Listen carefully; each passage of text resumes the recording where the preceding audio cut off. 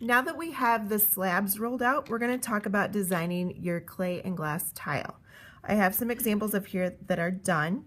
Notice how the carving part is where the stained glass is. So we talked about when stained glass gets hot to the degree that the clay will be fired, it basically turns to water.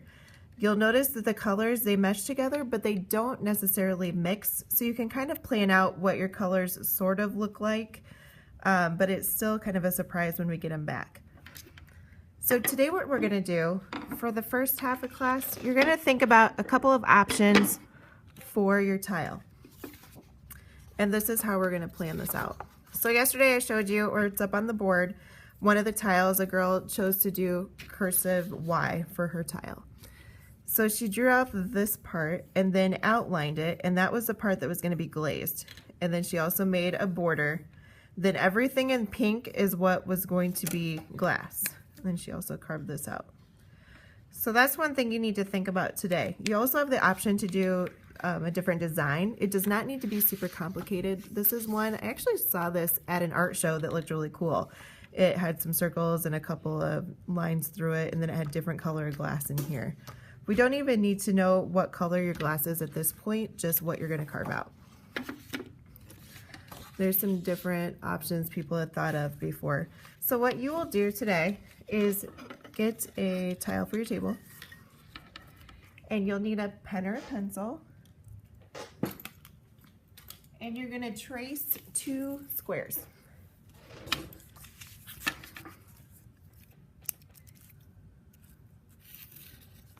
And think about what are 2 options you could do. I would recommend one of them be your initial. That's kind of fun. It looks cool. Everybody has one. So for mine, I like the background carved out, so I'm going to add that in right now.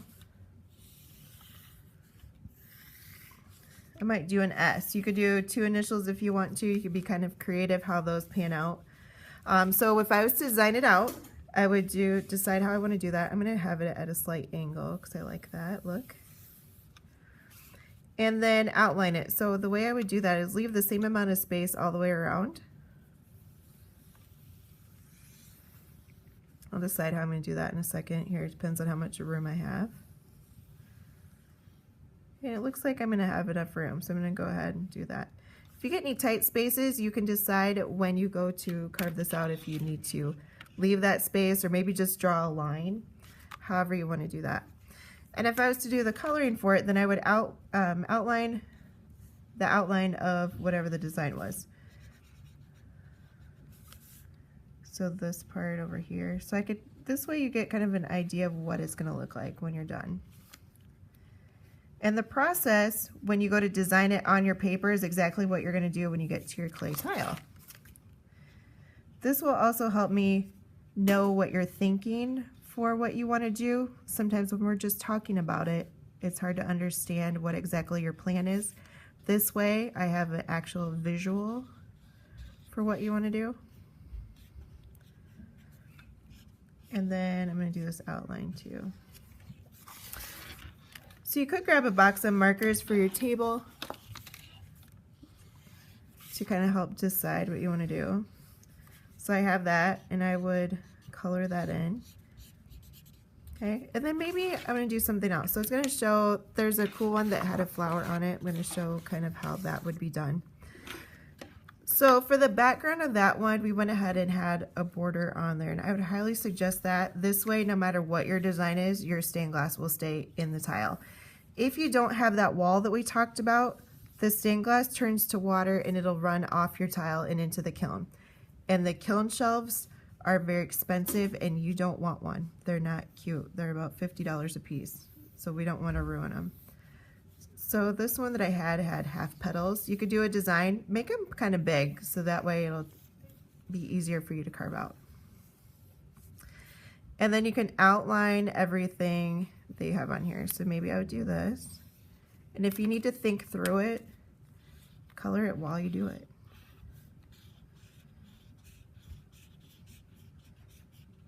Okay, and then this has that border right there. So maybe I just need to do this.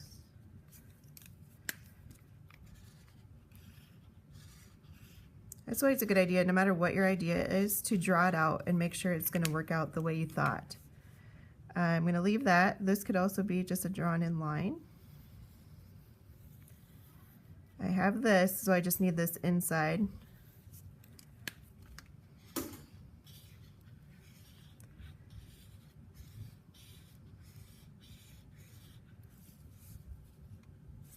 And then don't forget about the outside, we have that.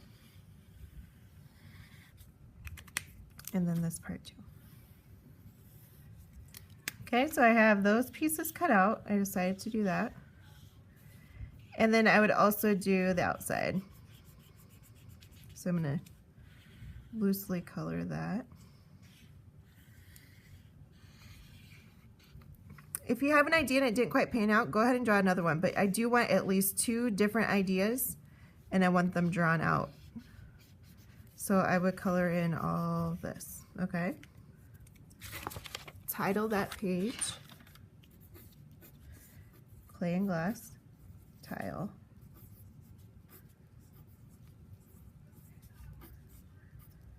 Okay, then I'm going to look at the tools. So we have some different tools over here that are available for the carving.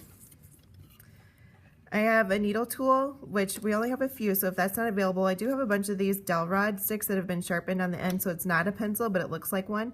You can use that to kind of draw out your idea.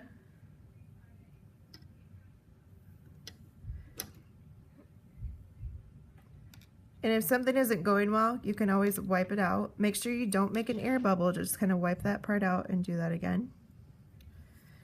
And then I could also do, like if I wanted to do my S, maybe I'm drawing it out right there. I don't know if you can see that because it's kind of light.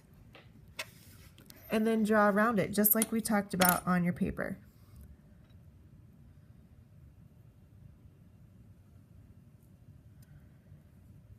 Like this.